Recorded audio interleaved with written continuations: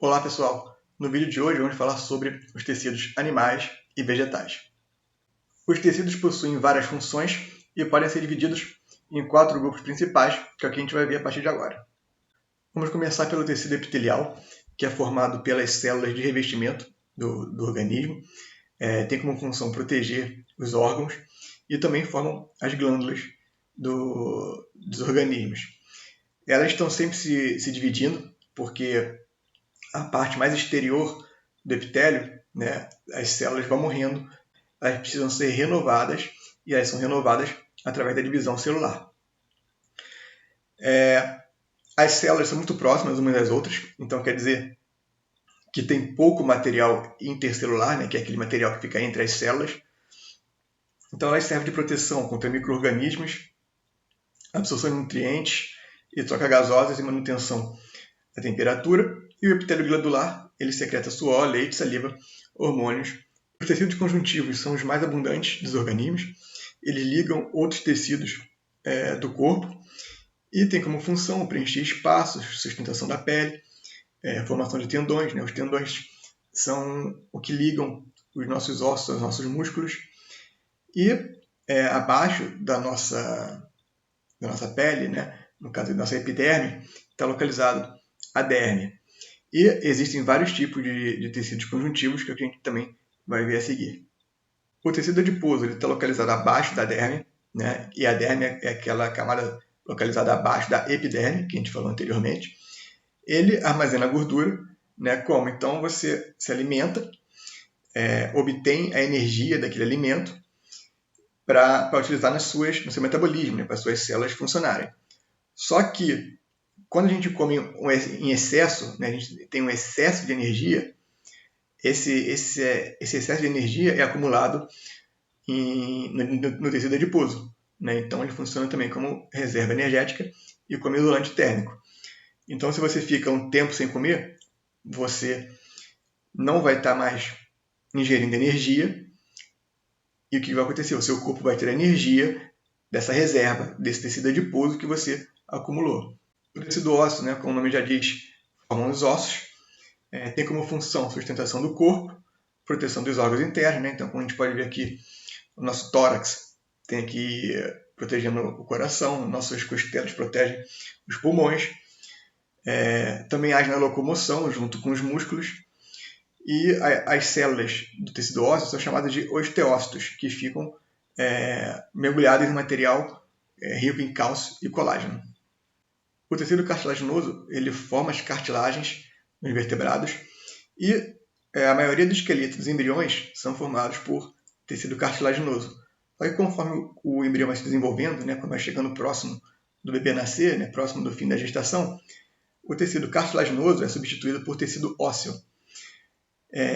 Mas mesmo assim, quando o bebê nasce, algumas extremidades dos ossos longos ainda são formadas por cartilagens. E conforme vai crescendo, praticamente todo o tecido cartilaginoso vai se transformando em tecido ósseo. Então, por isso, os adultos possuem poucas cartilagens. Né? Por exemplo, entre as nossas orelhas, formada por cartilagem, e a ponta do nosso nariz. O sangue também é um tecido conjuntivo, em que a sua substância intercelular é fluida. Né? Então, como eu já disse, substância intercelular é aquela que fica entre as células. E essa substância intercelular fluida é chamada de plasma, que é formado por água, proteína, substâncias nutritivas, sais minerais, vitaminas, hormônios, gás carbônico, oxigênio e excretas. E dentro do plasma também ficam os elementos figurados, que são as hemácias, que transportam gases respiratórios, né? Transportam oxigênio e gás carbônico. Os leucócitos são células que defendem o organismo contra micro-organismos e substâncias estranhas. E as plaquetas, que são importantes para a coagulação sanguínea. Coagulação sanguínea é quando, por exemplo, quando você se machuca, né, começa a sair sangue, e daqui a um tempo, alguns minutos, para de sair sangue, o seu machucado já começa a cicatrizar. Então, por causa da coagulação sanguínea que isso acontece. Ou seja, ele evita a hemorragia. O tecido muscular possibilita a movimentação dos organismos. Né? As células desse tecido são chamadas de miócitos e podem se contrair ou relaxar. Né? Então, por isso que a gente consegue se locomover, a gente consegue contrair e relaxar os músculos, alguns músculos, consoante a gente queira. possuem formato alongado e existem 3 tipos que a gente vai ver. O tecido muscular formado por fibras musculares estriadas esqueléticas. Elas são estrias transversais e, em geral, estão ligadas aos ossos do esqueleto, realizando contrações rápidas e voluntárias. Ou seja, são fibras musculares que respondem ao que a gente quer fazer, né? Porque elas são voluntárias. Então, se você quer mexer um braço, você vai conseguir mexer o seu braço a hora que você quiser. Tecido muscular formado por fibras musculares estriadas cardíacas. Né? Então, são estrias transversais e formam a musculatura do nosso coração, né? Responsável pelas contrações involuntárias. Como são contrações involuntárias, a gente não decide a hora que a gente quer fazer nosso coração bater, né? Ele bate independente da nossa vontade. E o tecido muscular formado por fibras musculares não estriadas. Eles revestem os órgãos internos e possuem contrações lentas e involuntárias. Como são involuntárias, assim como a do coração, a gente não controla, então não depende da nossa vontade. Como, por exemplo, os movimentos peristálticos, né, que acontecem no nosso sistema digestório. O tecido nervoso é formado por 2 tipos de células, os neurônios, que a gente está vendo aqui a imagem, e os gliócitos.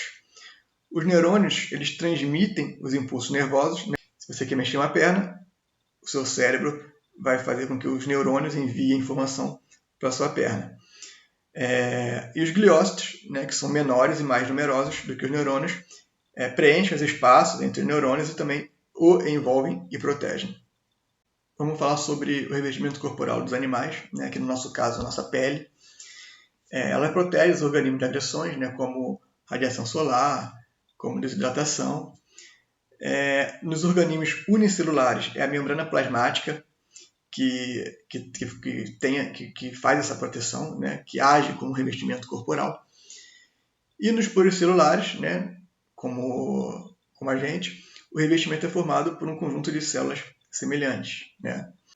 Nos invertebrados, o revestimento corporal é feito pela epiderme, que também atua ali na troca gasosa, na absorção de alimentos.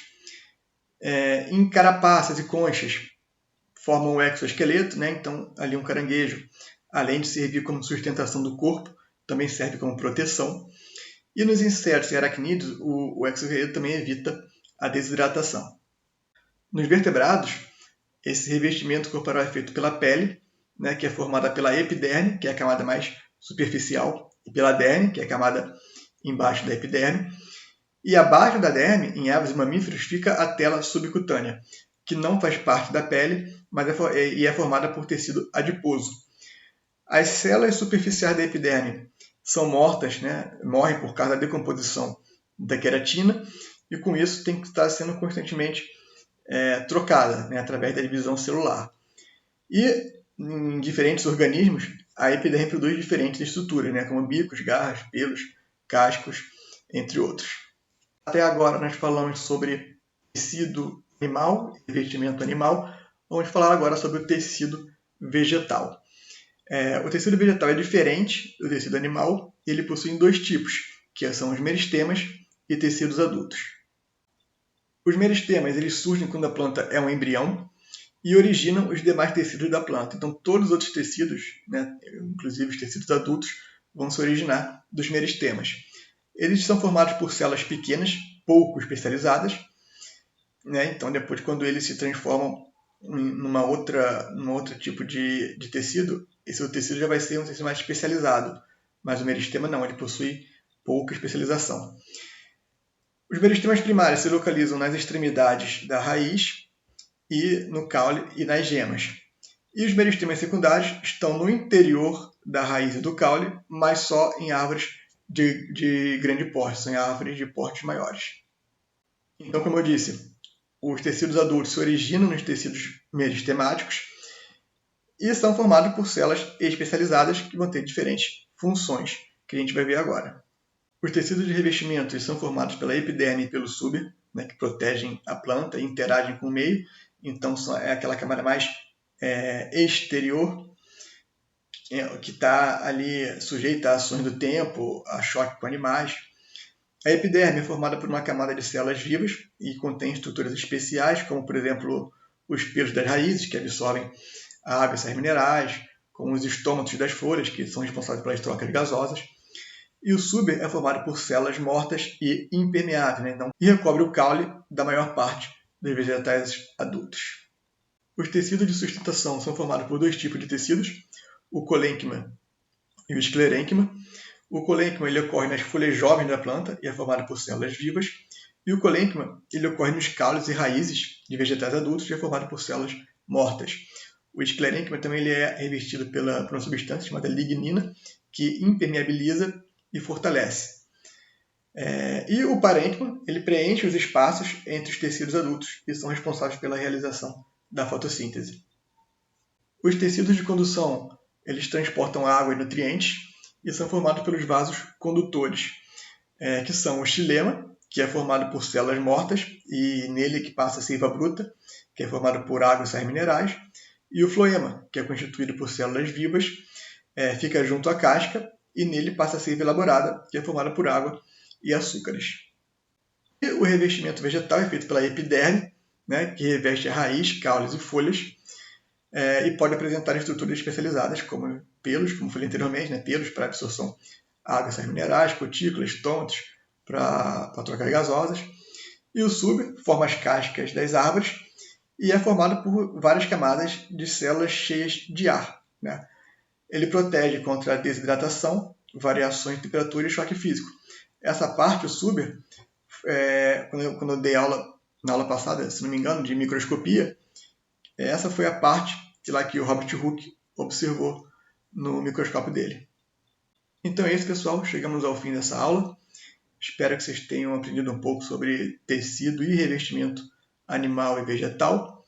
Um grande abraço e até a próxima aula.